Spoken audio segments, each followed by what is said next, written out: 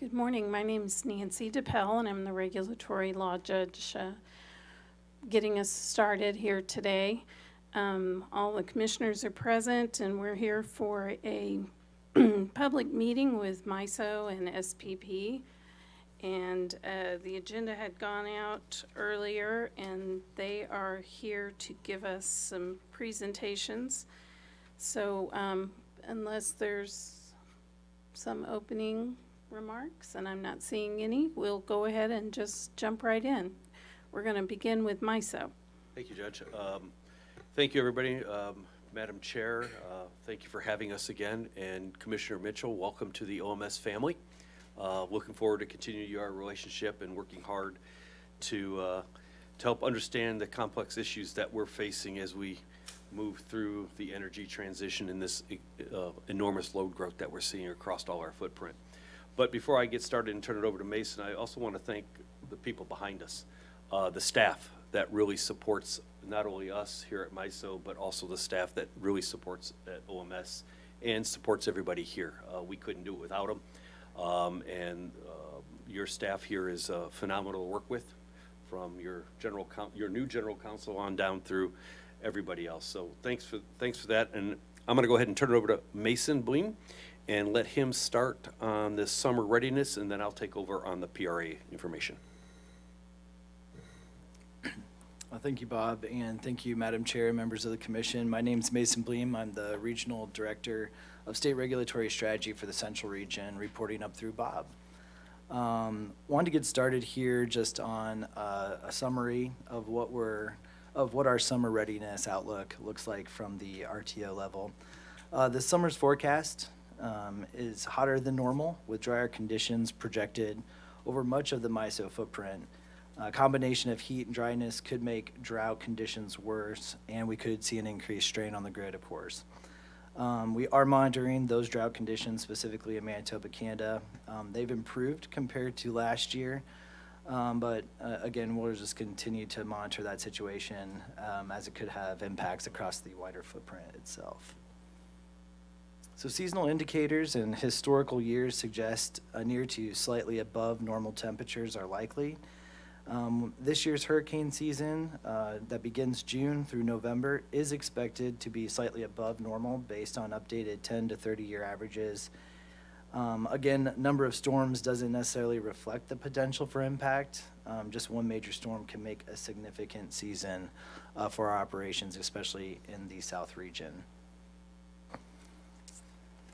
Turning to the next slide here, we wanted to highlight some of the growing strains that we do see on our systems. With growing solar and projected normal to above normal wind generation, renewables will continue to have a more significant percentage of the generation portfolio relative to previous years.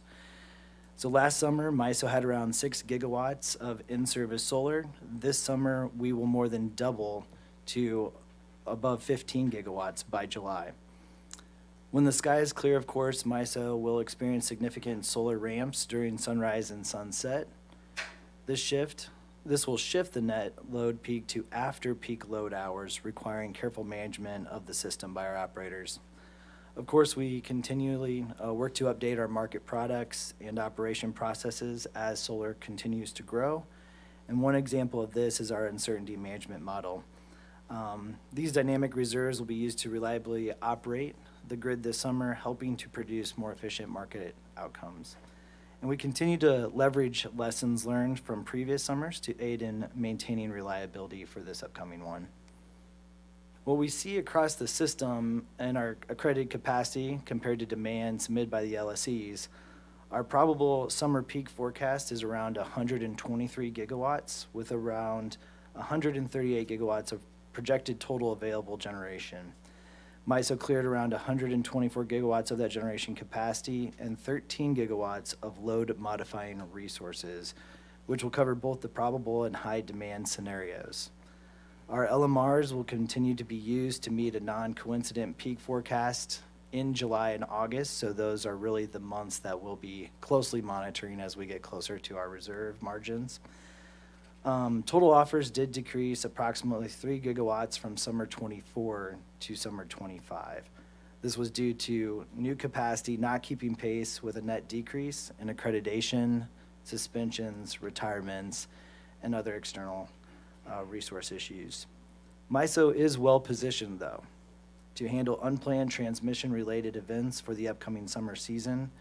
We did simulate several studies for these unplanned events for the MISO summer system, and the results were used to identify any potential adverse conditions and enable mitigations ahead of time for our real-time operations. So to give a little bit of background here, these are some examples of our either capacity drills that we do with our members, our tabletop exercises that we do conduct throughout the year as well, along with drills, simulation of hurricanes, islanding, and other interconnection type issues. So we do quite a bit of intensive operator summer readiness training and also with our members in general. To sum up here on my portion of the presentation before turning it back over to Bob, I just want to put in a plug. We have a great mobile app that will allow for push notifications should there be any sort of grid notice or emergencies that happen. Also, you can receive any of that information on our website or via email exploder list as well. Again, thank you for the opportunity, and I'll turn it back over to Bob to discuss our. Yep, thank you.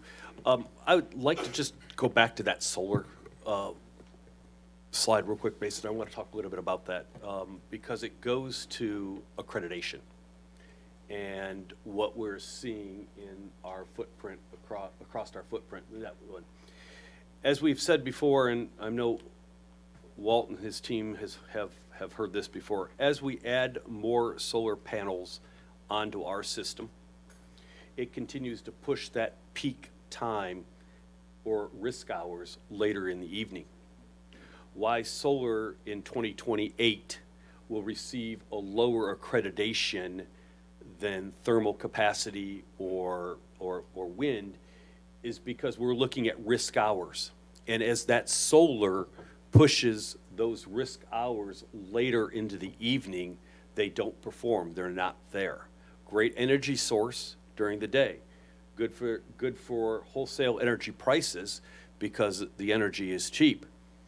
But for a capacity resource at the end of the day, when we look at those risk hours, that's why it's only being accredited so low in 3 out of the 4 seasons. So just to put some context around that, and I think I heard at the MISO OMS or the OMS Resource Adequacy Summit, the key to a good capacity market is going to be how we accredit our resources and when they can perform, and we look at those risk hours and past performances. So I just wanted to put that all in context.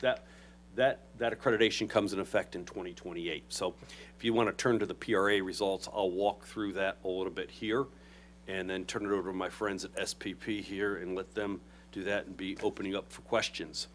So as Mason said, the PRA results indicated that adequate resources are available across the seasons to maintain reliability during the upcoming planning year. Pressure persists with reduced capacity surplus across the region as reflected through, why don't you go one back, I'm sorry. Pressures persist with reduced capacity surplus across the region and is reflected through improved price signals in this year's auction. A minor price separation occurred in the fall due to binding transmission limitations between the north and the south subregion. Auction prices are seasonal prices. Annualized, the prices are $217 a megawatt day for the north central subregion and $212 for the south subregion, and we listed all the prices on the left-hand side.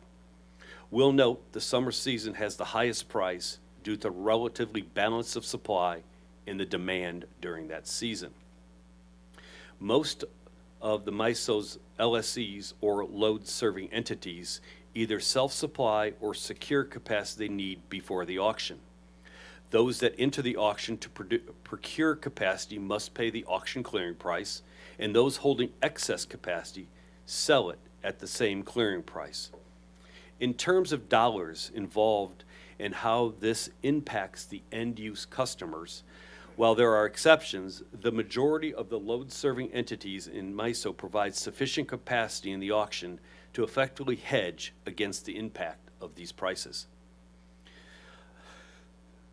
This demand curve allows for additional capacity to clear beyond the 1 in 10 loss of load expectation, or LOLE, based on the value of reliability. In the summer 2025 season, MISO cleared 2.3 gigawatts out of the 2.6 gigawatts offered beyond the 1 in 10 loss of load expectation requirement. MISO met the planning year 25-26 resource ask requirements for the 2025 planning resource auction. Although the results still reinforce the need to increase capacity as demand is expected to grow with new large load additions. True, simple economics that Walt doesn't have to explain to me. Obviously, if supply is dwindling and demand is going up, prices are going to go up. And we're going to continue to potentially see that as we go forward with these large load growths, some retirements that we're having, or and replacements that are coming online. And we'll talk at the end a little bit how we can get in MISO's plan to help get more resources online after our FERC order at 10:55 p.m. on Friday night. MISO, Mason, you go to the next slide. I'm going to talk a little bit more closer about the implementation of the RBDC, or the reliability demand curve, has impacted this year's auction. You can see on the slide, it does deliver competitive prices aligned with seasonal risks and tightening surpluses. Obviously, we have been saying through our MISO OMS survey in the past, and that will be out again here in the next couple weeks, the summer is becoming the risk. In the future, we continue to look at the winter as another area of risk as we continue to see the load demand. And the reliability demand curve also hopefully takes the volatility out of the prices that we've seen in the past, the up and downs, the high swings. That is the plan. What does it do, and why did we do it? It sends a clear and stable investment signal across the system, including to external resources, not inside MISO, provides transparent value for the capacity that exceeds the planned reserve margin, as we saw this summer when we had 2.3 of the 2.6 gigawatts cleared, and reflects sub-regional capacity needs and clears accordingly across all seasons. If you want to go to the next slide, I'm going to go ahead and skip. I put these slides in, the next couple slides in for Walt, so he can have something to explain to the commissioners later on how the slope demand curve and everything works. I'm happy to walk through those later on if there's questions about them, but I think I've given sort of the meat of what's happened with our PRA. Mason, if you want to go to the next steps, just for the highlighting for not only Commissioner Mitchell, who and OMS working too, but everybody else. This is sort of our next steps where we're handling with the PRA. Obviously, the results were posted. I think today is starting about the zonal delivery benefits, and we also published some other stuff, and then we'll continue to dig in more details as we go through up until the end of June on this year's PRA. So let's talk about what challenges we have, ongoing challenges, completed initiatives, and also initiatives in progress. Obviously, we're seeing the continuing of accelerating demand for electricity. Not only data centers are all we hear about, but there's a lot of remanufacturing coming back home. We're seeing it not only here in Missouri, but also in Indiana and really across our South region. Rapid pace of generations retirements continue.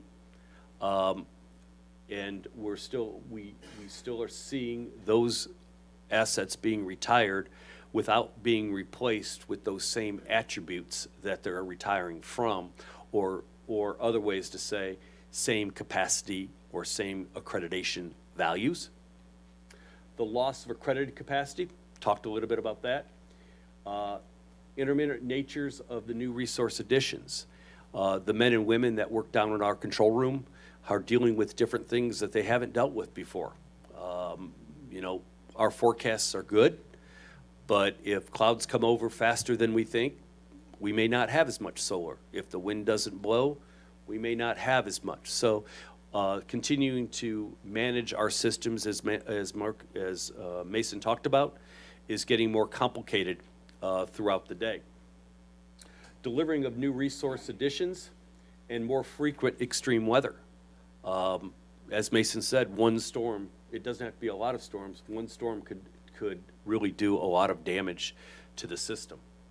Some of the completed initiatives we talked about, obviously the first time we had the reliability-based demand curve, or RBDC, this year.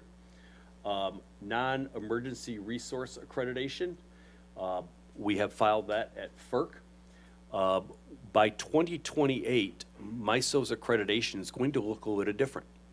We've already implemented both the for the thermal resources, the accreditation, but in 2028, that's when you'll start seeing everything else be accredited based on those risk hours and past performance and class average. So we're going to look at how you performed, what we believe you're going to perform in the future, and how you actually perform on those days of risks. When we need you, are you going to be there? Generation interconnection QCAP, that's been implemented. We hopefully can get our queue back under control. Roughly 300, almost 300 gigawatts in our queue when we only have 124 system. How do you study that? You can't. And we're implementing certain ways to do that. And I'll talk a little bit about sugar here at the end. Improved generator interconnection queue process. I'll talk a little bit about that. And obviously what we have done and what SPP is working on and continue to do is transmission line improvement. Over $30 billion of new transmission that has been approved by our board, and probably some of the cases are probably sitting in front of you as we sit here today. So from our Tranche 1 portfolio.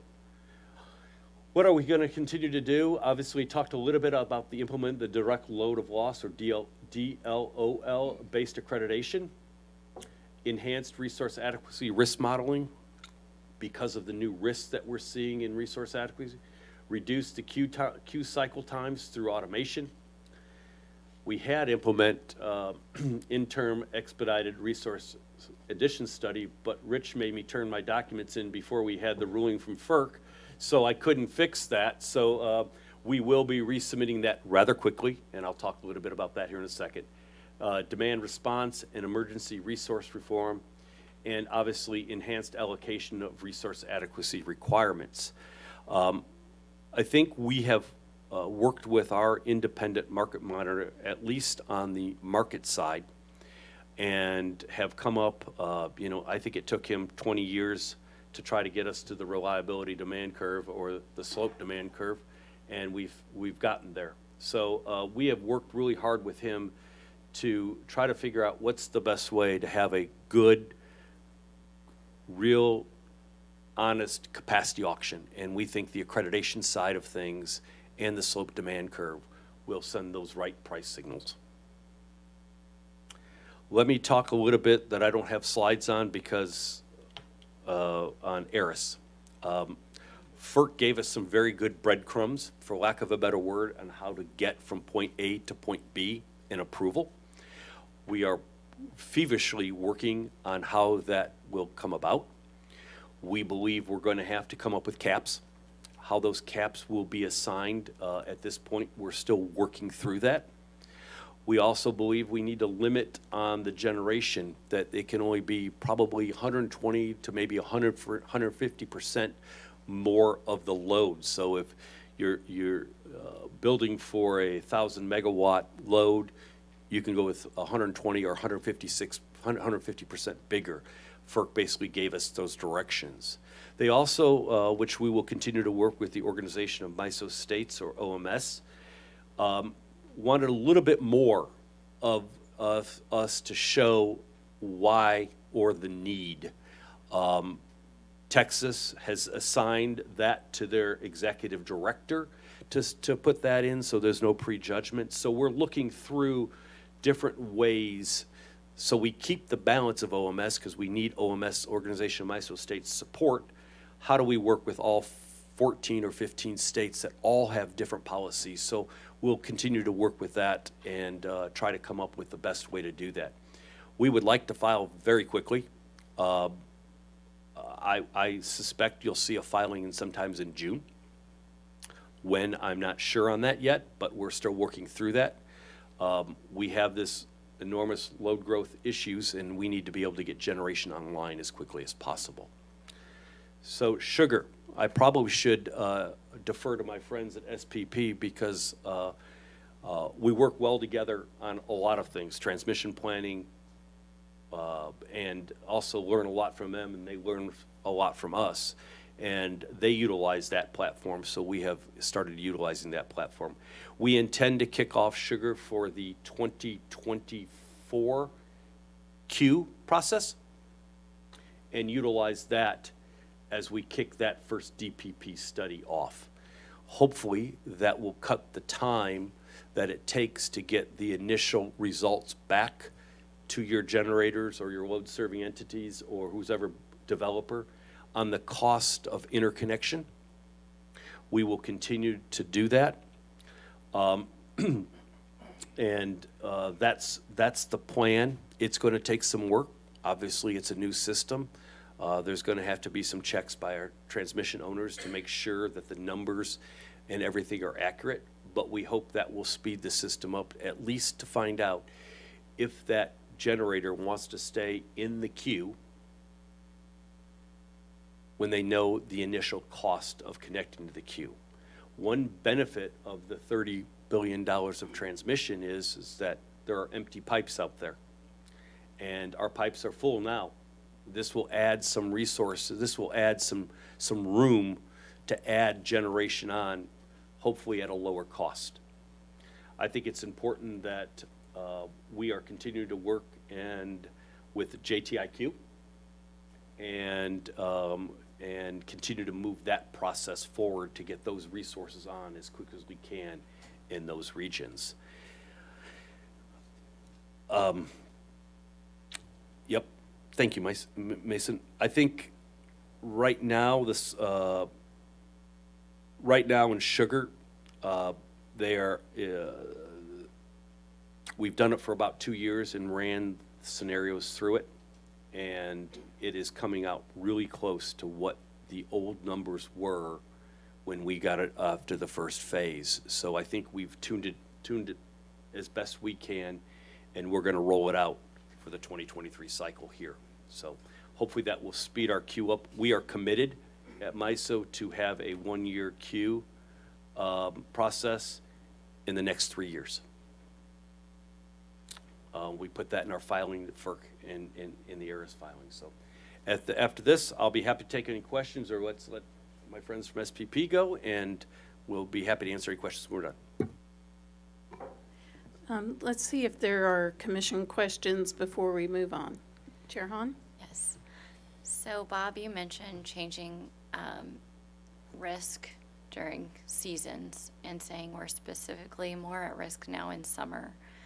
But I recall from the PowerMo slide deck and NERC reliability report for 2023 that generally the trend is actually winter risk. So what has changed in the last year or two on risk hours? That's a great question, and I'm going to make, I don't know, and I will have to get back to you on that. Probably, and I'll confirm, some of the resources we see coming on our system compared to what we had in the past. But I will confirm that answer. Thanks. Would you also be able to give sort of an update on, I don't call it like three-party talks, if you will, but how the process is going with SPP and MISO as far as planning processes. You want to comment on that? You want me to? You want me to go first? Yeah, throw me under the bus first. I get it. That's fine. I think a lot better. I really do. I think you're going to see a lot of improvements. I know Laura Rauch and her team and Aubrey and her team, his team, are working together with SPP. We hope to have some. We're moving on a specific line that could help, and everything's moving in a positive direction in that line. So more to come, but I think the relationship between SPP and MISO is solid, and we continue to work together pretty well.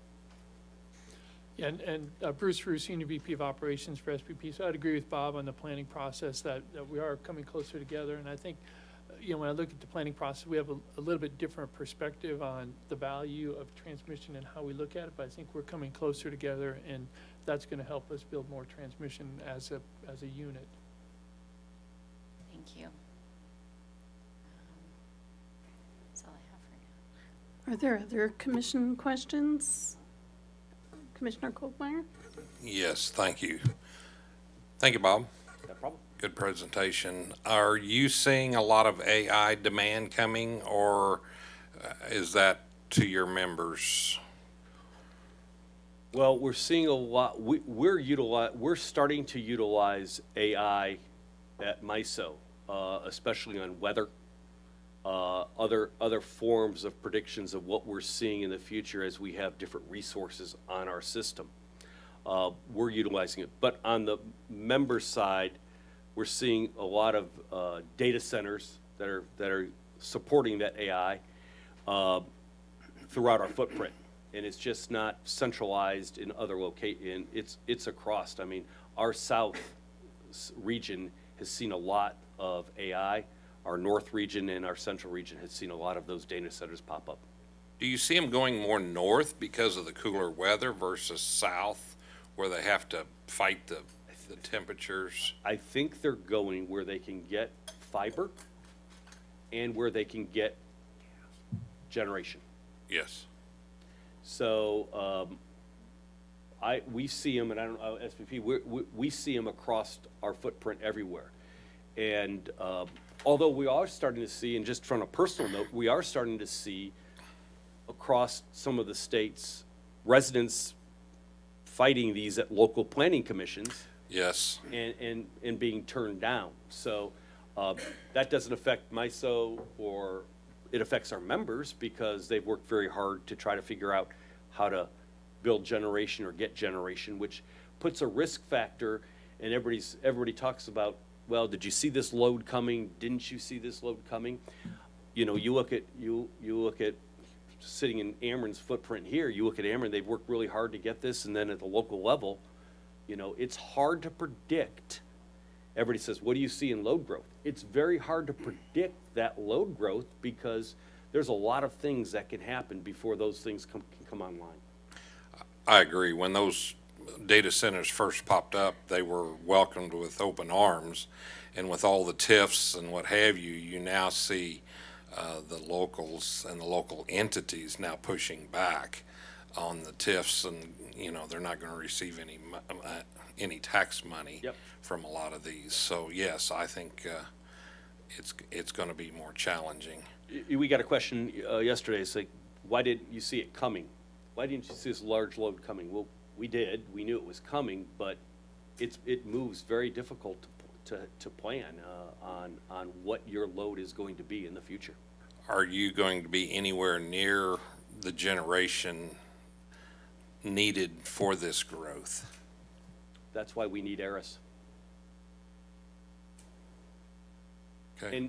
And to also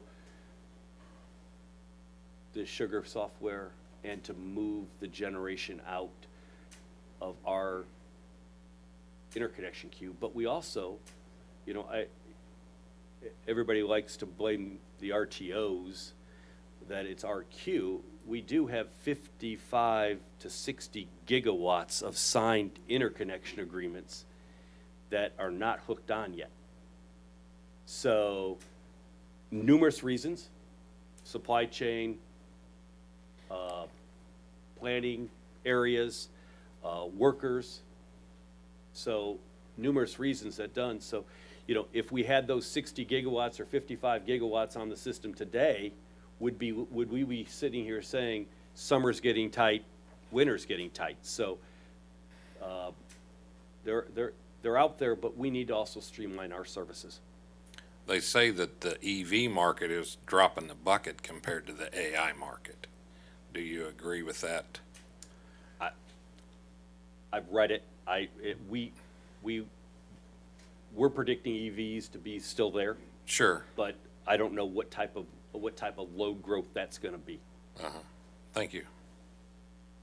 Are there other commissioner questions? Chair Han? Sorry, one more. Oh, sure. In the recent PRA, I think part of at least one of the things that were referenced was transfer capability between north and south. So I think I've asked before, but I'm going to ask again. What are we doing about that? Yeah, it's a great question. I can tell you the joint parties continue to meet to work on an agreement between, you know, it's not only us, it's us, TVA, Southern Company. There's a lot of parties involved, AECI. There's a lot of companies involved in that. Our joint party are still meeting and trying to come up with an agreement. And at some point, we're gonna have to get together and figure out how to cost, I mean, you know, the ultimate goal is who pays, right? And who's gonna pay for that line. So at some point in our tranches, we're gonna have to figure that one out. And I know the South, give them credit, they are continuing to work and to figure out a cost allocation. But the South footprint has done a lot of transmission planning through our MTEP process and will continue to do that. And if they want to continue to build out their transmission system through the MTEP process, you know, so be it. But we are seeing a lot of transmission. If you look at the last couple MTEPs, I think most of them have been, a lot of the projects have been in the South. Although our expedited transmission studies have increased because of the load growth, because we need to get approval for those transmission lines in as quickly as possible so they can deliver energy to those new benefits to the state of economic development. I think last time when I had asked Laura, she said, it looks like it's a technical problem, but it's not a real problem in reality. But I think from this recent PRA, it is a problem in reality. So Yep. just trying to figure out now that it is referenced in your own materials, what the Yeah. next steps are. And when we come back at the next one, when we have the MISO OMS survey, that may shed some more light on it too. So we'll definitely touch that next time we're here. Thank you.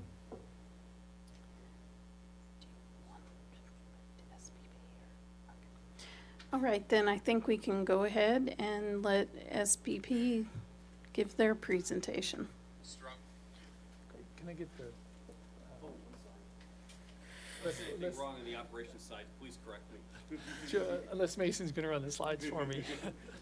All right, I'm sorry. Good morning, Judge, Chair Han, Commissioners. I'm Bruce Rue, Senior VP of Operations for Southwest Power Pool. And with me is Monshira Blank. She's Regulatory Affairs Manager for SPP. So for my presentation today, I'll cover resource adequacy first and then cover the summer assessment. So first, a couple things on resource adequacy that I think are important to start with, noting the difference between the SPP and MISO. So SPP has no capacity market. All of our load-serving entities have an obligation to serve their customers. So we do not have a capacity to market, but the load-serving entities or load-responsible entities are required to maintain a generation reserve that includes their projected load for both summer and winter, as well as a reserve margin. So what I'd like to do is to just explain that process that we go through in SPP to determine what each of these load responsible entities are required to provide each summer and winter. And by having this excess margin, it allows us to handle changes in, system conditions so that we can still maintain a reliable system throughout each of the operational periods. So let me start with this slide. And I think it's an important note to identify the load responsible entity, or LRE, in the left bubble there. So that is ultimately who has the resource adequacy requirement in SPP. But that's a little different in that we have a market participant who's engaged with SPP in the market. Most of the time they're the same, especially with some of the larger entities. But when you look at some of the smaller entities, those can be different. So a load responsible entity can contract with someone to provide the market participant services. So we recognize that in our process. But ultimately, the load responsible entity is the entity required to maintain capacity to meet its load and planning reserve needs. Technically, SPP doesn't have a contractual relationship with all of the load responsible entities, but we do with the market participants. So what is SPP's approach to resource adequacy? As I said, those requirements are placed on load responsible entities, and we have a regional resource adequacy requirement that's the same throughout our entire footprint. So every load responsible entity has that same requirement. In SPP, it's a bilateral capacity market. So those entities either obtain and own the generation themselves, or they buy it through a contractual arrangement, and then they will demonstrate that contractual arrangement to SPP in our process. Compliance is measured through that data submission and enforced by SPP staff. So all of these entities submit data to us, we evaluate that and ensure it's compliant. This planning reserve margin requirement is established through a loss of load expectation analysis. And this is, generally speaking, the probability of losing load 1 day in 10 years. So it's a statistical analysis that we use. And then we do look forward 6 months to 5 years in terms of what are the projections for the next several years. All of these details are covered in SPP's attachment AA. And it specifies what's called a resource adequacy requirement, which is pretty simply, it's their forecasted net peak demand plus the summer or winter PRM, depending on which season we're looking at. So SPP right now, we have summer and winter PRM. We don't have it for the spring and fall periods. They could, if they do not meet that minimum, there could incur a deficiency payment based on that capacity shortfall. And I'll talk about that a little bit in terms of what happens if they don't meet the current amount, which is 15%. They're required to pay a deficiency amount. And this PRM is based forward-looking on what we're projecting the need to be in the future. So the key components for this compliance is that each load responsible entity provides a load forecast for the upcoming season to SPP. They also provide qualifications for the resources identified to meet that. So this would be their specific ownership or their contractual arrangements for that capacity. And that's done then and submitted to SPP. This next slide identifies what we call the engineering data submittal tool, or essentially a workbook where they provide us this data. And this is the calendar in terms of the time frame that we go through.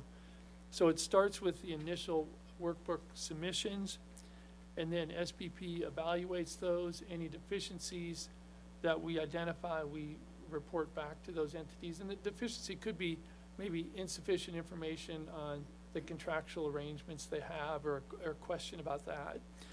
And then they get a notice to cure that. So they get a 30-day period normally, or excuse me, 45-day period to cure that.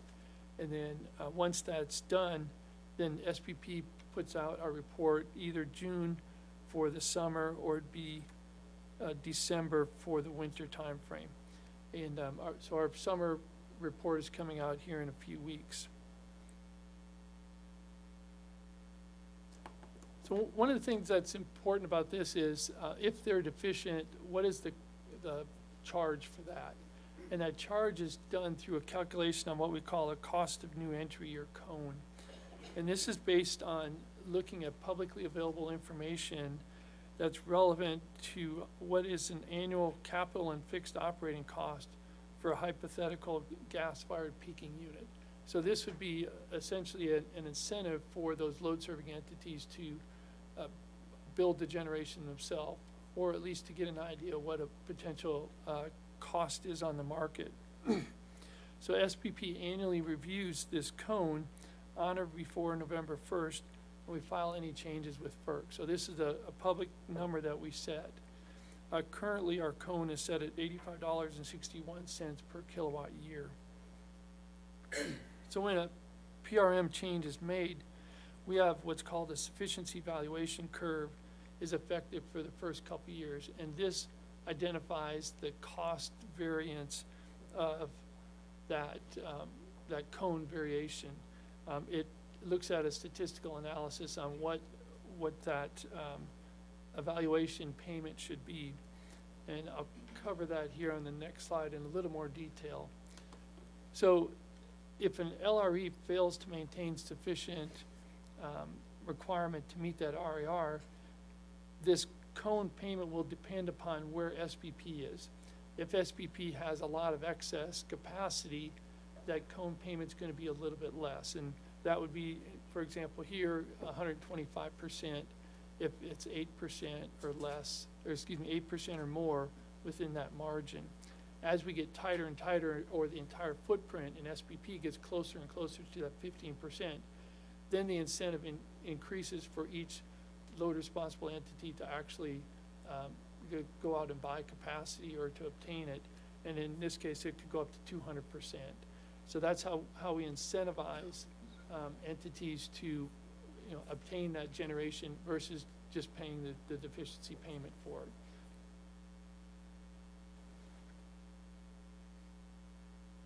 So if you look at our cadence for planning reserve margin, we do a forward look on the planning reserve margin, and we're currently transitioning from the 15% that we have today up to 16% for the next 3 years, and then 17% for 2029 for the summer value. For the winter PRM, it's starting at 36, and then we're moving up to 38% in 2029. So this gives the load responsible entities a good forward look at what the requirement will be in the future, so they can forecast what their load is 4 years from now and have certainty in terms of what they'll need for a planning reserve margin. So this should give them time to either acquire generation through construction or through contractual arrangements.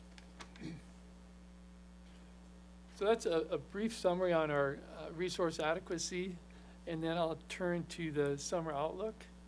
I know there are a lot of details on the resource adequacy. We work with your staff and other people on the regional state committee to work through that. A couple things on the summer outlook. So MISO mentioned a few things, but I'll touch on a couple other things. For me as an operations person, that the operations is where the planning meets the road, right? Where the rubber meets the road in terms of what actually happens. And I think when you get into the operations side of it, while we have a 15% margin, that margin is there to handle a lot of different things. The load is a forecast. The load serving entities use their best estimate on what their projected load is based on weather normalization. So if it comes in to be a hotter summer, that load's going to be higher than forecast. If it's cooler, we'll have less load than forecast. We look at transmission system. What is the availability of transmission? In SPP, we have very limited transmission outages during the summer, normally for maintenance. So then we're expecting a good transmission system. The same on the generation side. There's very few generation outages, so the majority of that capacity is there during those time frames. But at times it does require close coordination with our neighbors, both MISO, but also Associated Electric and all the other neighbors that SPP has. So if you look at what our forecast is for this upcoming summer, I think the easy one is to start on the right side of the slide there. So if you look at our total capacity projected, and these are our current forecast, it's about 67,862 megawatts. But that is with a total market capacity of about 100,000. If you look at nameplate capacity in SPP, it's about 100,000. But the accredited capacity, or the capacity that we're expected to be able to count on, is only 67. If you look at our projected peak demand is 57,800. We do have 1,600 megawatts of demand response, which would put us down to a net peak demand of about 56,000. That compares with the peak that we had 2 years ago. In the summer of '23, we hit 56,184, so just right about the same number that we're forecasting for this year. As was mentioned by MISO, this summer we have a potential for higher temperatures and a little less precipitation. That could push us to drive that load higher based on what the current weather forecasts are. Again, we'll just have to see how that materializes. And we have a very north to south footprint, so it's really dependent on temperatures, impacting us across the entire footprint at the same time. It's not unusual for us to be hot in one area and maybe normal or below in another, so we don't necessarily hit the peaks all at the same time. Let's see, a couple things. These values that I'm showing here do not reflect some of the current accreditation policies that we have in motion. But those are the performance-based accreditation and effective load carrying capabilities. The values here are still with the current accreditation process that we use, which looks at operational capability of the generation fleet. And if you look at the net totals, this gives us about a 20% reserve margin. That's based and compared against the overall target of 15% or greater for SPP. So we are above the minimum requirement across the footprint by about 5%.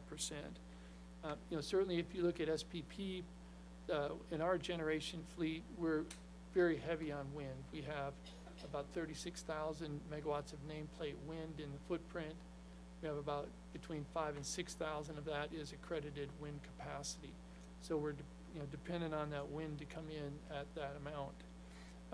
In terms of solar and batteries, right now we're still about 1,000 megawatts or less for solar and 1,000 megawatt or less for battery. So we still have very limited solar in our footprint. Similar to MISO, we do have a lot signed generation interconnection.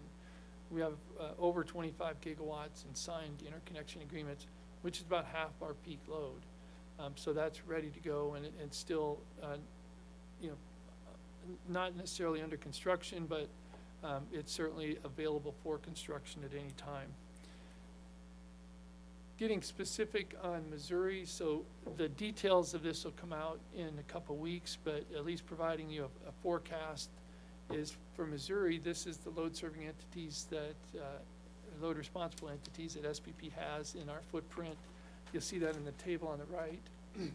The total capacity is just under 10,000 megawatts with a projected net peak demand of 8,400. So for the Missouri load responsible entities, it's about an 18% reserve margin for the footprint.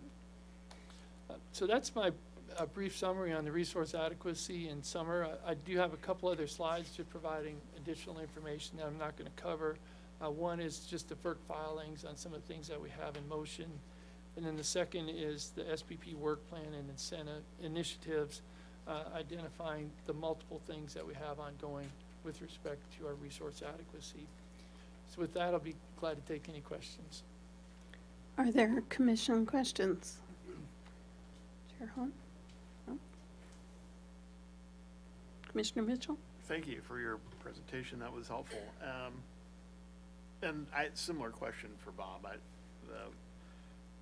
The demand response seems to be a pretty significant component of how you cover, how both RTOs are covering the reserve margins.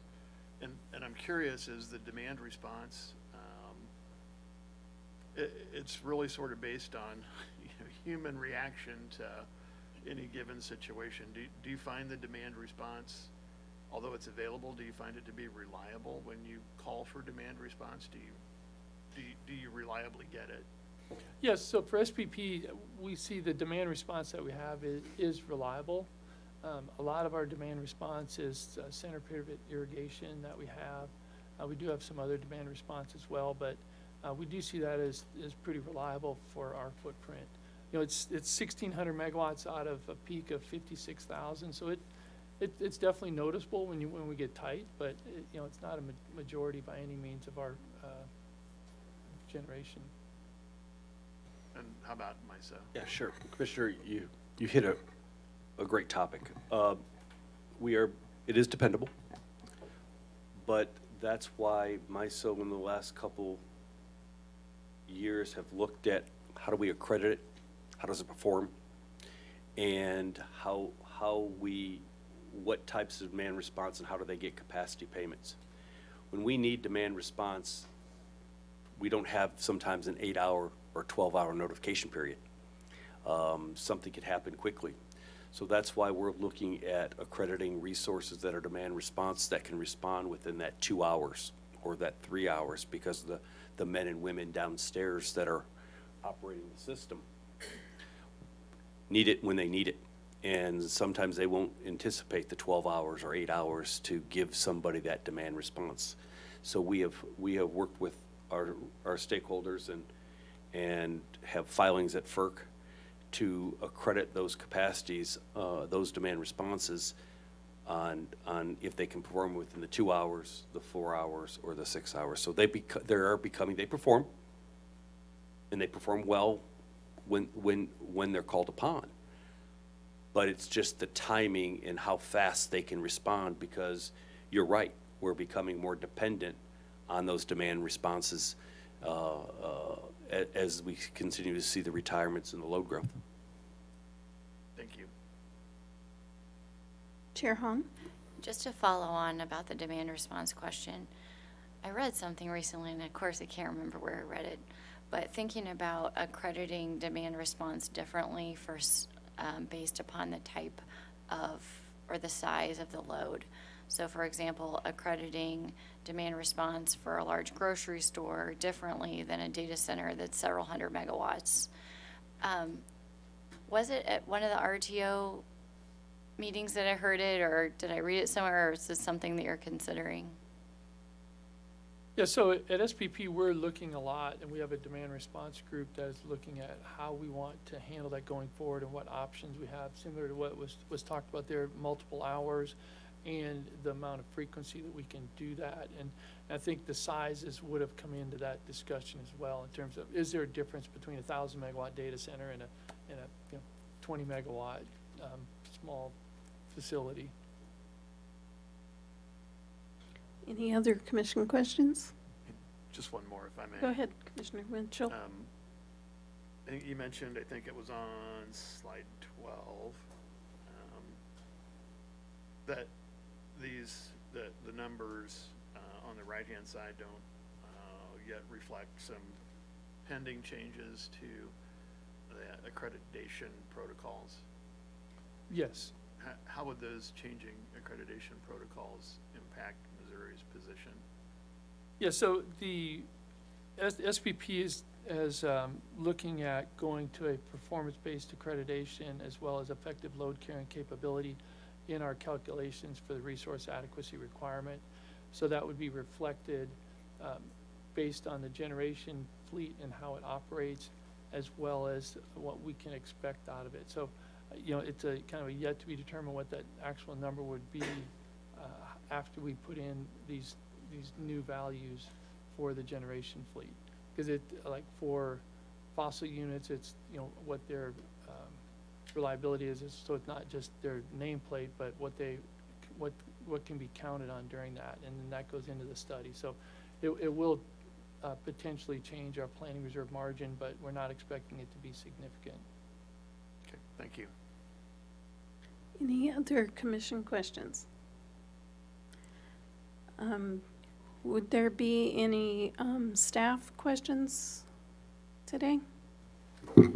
Yeah, Rich Germinder with the RTO team here at the Missouri Public Service Commission. Bob, in your slide deck, and also same question for SPP, on page 4, talking about the shift in load peak and net load peak with the addition of solar. So you're talking about ramp and the duck curve and how all that works together. To what extent are you communicating with the respective LREs and LSEs about the challenge you're seeing here to manage the system so that they're building generation with the, to quote MISO, the attributes that you're really looking for? Sure.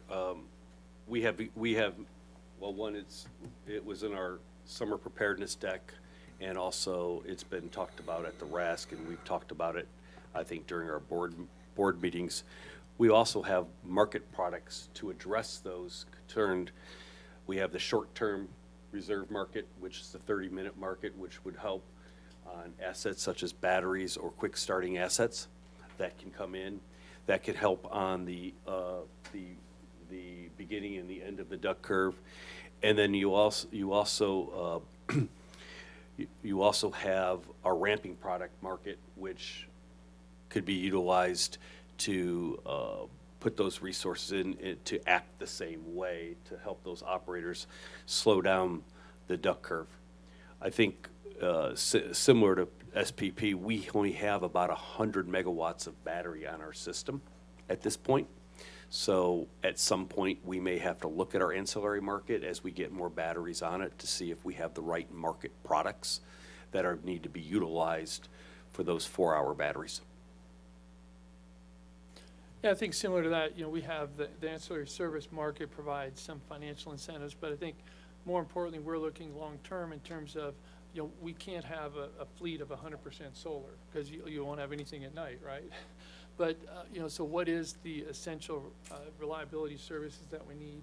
The ability to come on at any time, and how do we incorporate that and incentivize that into our load responsible entities so that they can build and make decisions that benefit the entire footprint. And that's something that we're looking at and probably going to be defining over the next few years.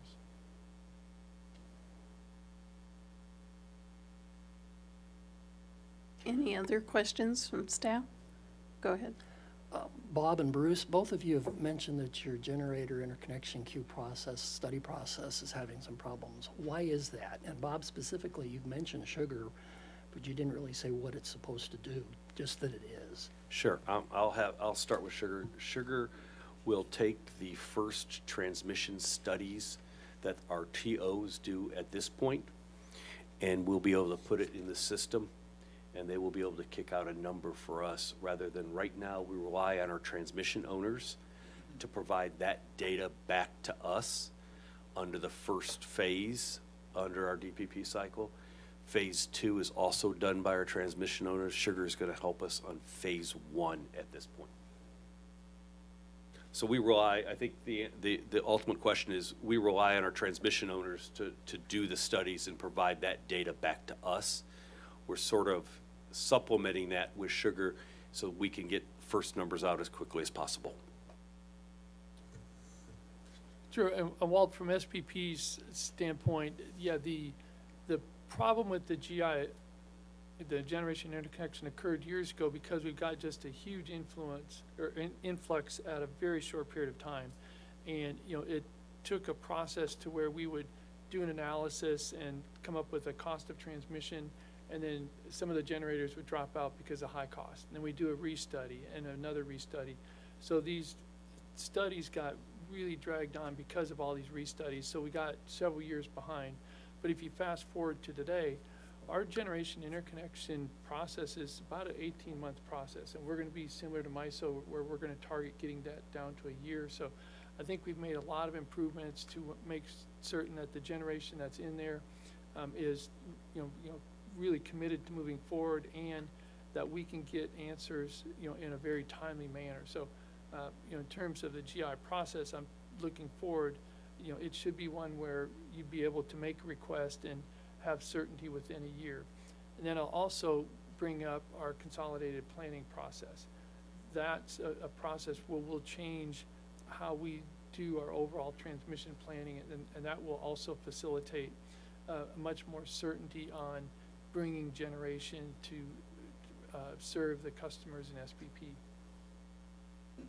And if I may, just absolutely great point. We had in MISO, we've had some studies in our cycles between 15 to 20 restudies. So it just keeps going.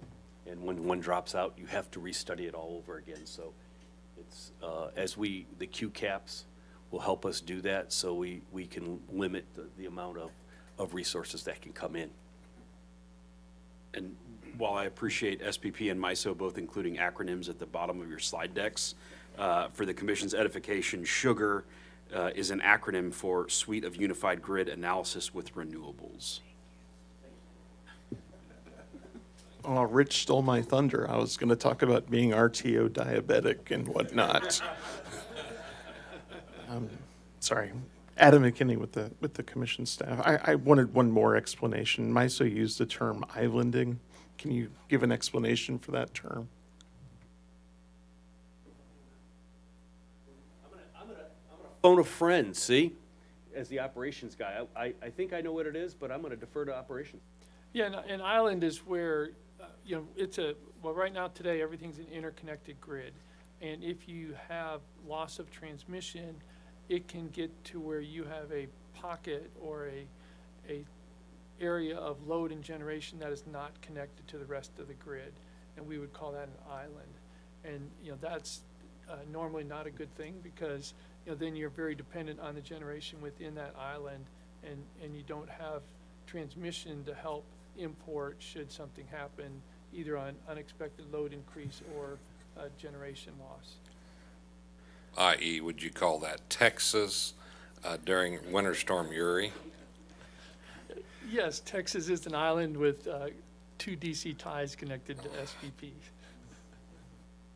And one more to follow up on a question that Chair Hahn had about north-south, flow and capability.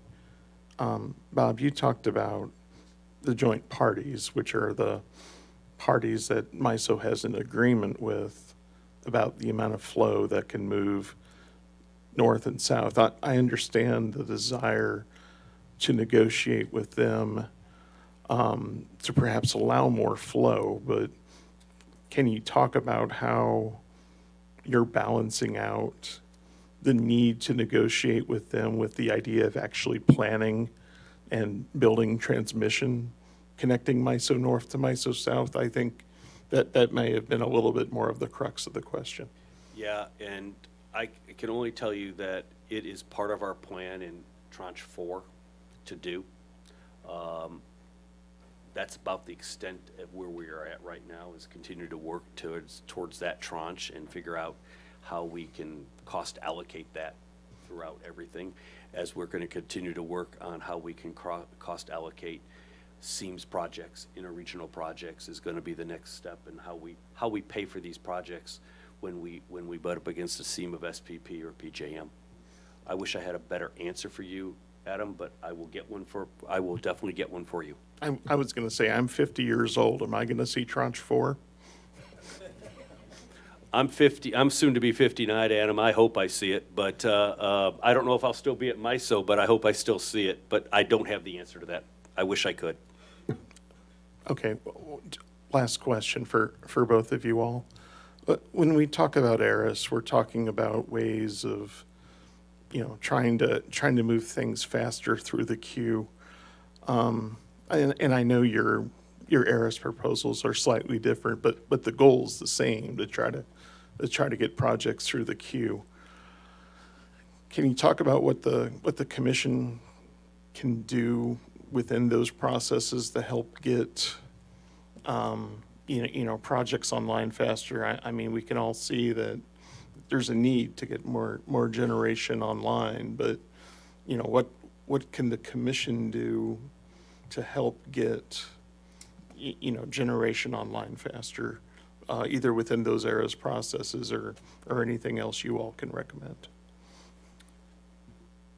I'm trying to recall what ERIS exactly is on the acronym. Expedited Resource Adequacy Study, okay. Sorry, Yes. the acronym swear jar is going to be full after today. Yeah, so it's the Expedited Resource Adequacy Study. So this is a study where we'll allow the load responsible entities to have an expedited process to build generation that they need to serve their load. And I think for us, it's, MISO is kind of the tip of the spear. They got an order. I think that'll benefit SPP when we're preparing our filing.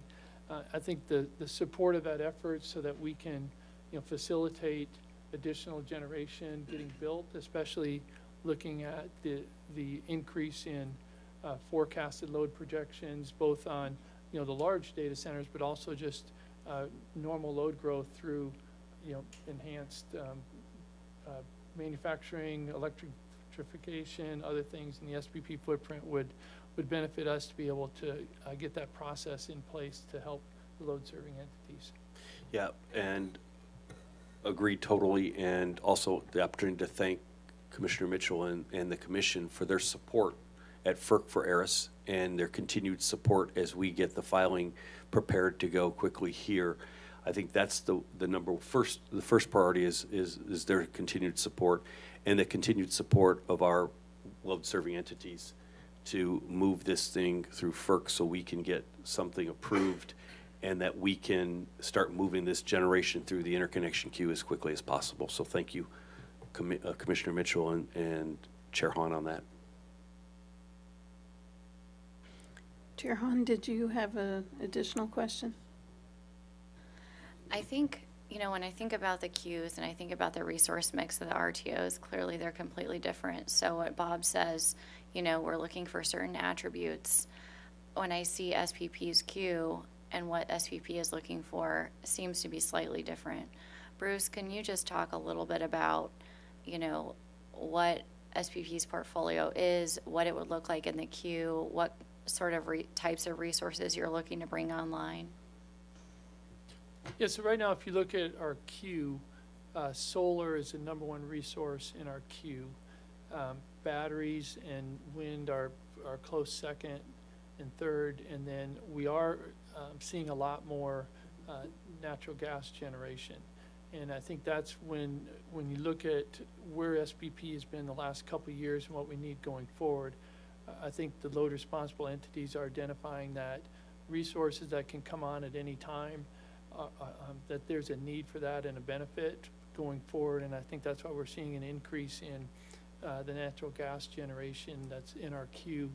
And there's a lot of growth in that particular area. A few years ago, we were down to just a couple thousand megawatts, and now we're about 20,000 megawatts of natural gas in our queue. So I think the load responsible entities are responding based on what we see in the real-time operations and the need for additional gas and other generation that can be run at any time, whether it's summer, winter, and at all temperatures. Thank you. I think we have, go ahead, sorry. I was going to say, we have seen more thermal resources in the MISO queue, the last queue cycle than we have in the past. So our signals and attributes, nothing wrong with any other resources. The power grid is hungry and will take any type of resource that can do it to supply energy at this point for the MISO side of things. Thank you. I think we have enough time for is there anyone from OPC? Not seeing anyone. Are there any questions from the utilities? Anyone else that I've missed?